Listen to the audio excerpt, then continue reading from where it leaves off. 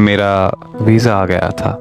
जब उसे ये बात पता चली तो वो बहुत रोए जा रही थी और बार बार मुझे यही कह रही थी कि प्लीज़ मत जाओ यार। मैंने ये हमेशा दुआ की है कि तुम कभी मुझसे दूर मत जाओ यार, मैं मर जाऊंगी।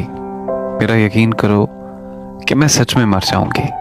फिर मैंने उसे समझाया कि अरे यार, कुछ वक्त की ही तो बात है, मैं वापस आ जाऊंगा और हम शादी कर लेंगे। वो मुसलसल रोए जा रही थी और उसकी आंखों में आंसू रुकने का नाम ही नहीं ले रहे थे। और फिर उसने मुझसे एक और सवाल किया कि तुम मुझे वहां जाकर भूल तो नहीं जाओगे। मैंने उसके सर पे हाथ रखा और उसे ये कसम दी कि मैं जिंदगी की आखिरी सांस तक तुम्हारा रहूंगा। मेरा ये वादा है तुमसे। वो मुझे छोड़ने एयरपोर्ट तक साथ आई थी। मैं जब उसे अलविदा कह रहा था तो वो बस चुप खड़ी थी, जैसे कि उसके जिस्म में जान ही ना हो। मेरा उसे देख के हौसला मुकम्मल तौर पर टूट रहा था, लेकिन मुझे जाना था। घर से दूर परदेश जाते वक्त क्या गुजरती है, ये बात सिर्फ एक परदेसी ही समझ सकता है।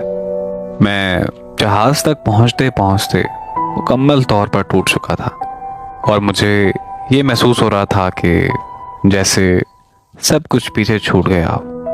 और जब उसने अपनी पसंद की शादी किसी और से कर ली है तो अब उसकी वो बात मुझे बड़ी याद आती है कि बाहर जाकर मुझे भूल तो नहीं जाओगे।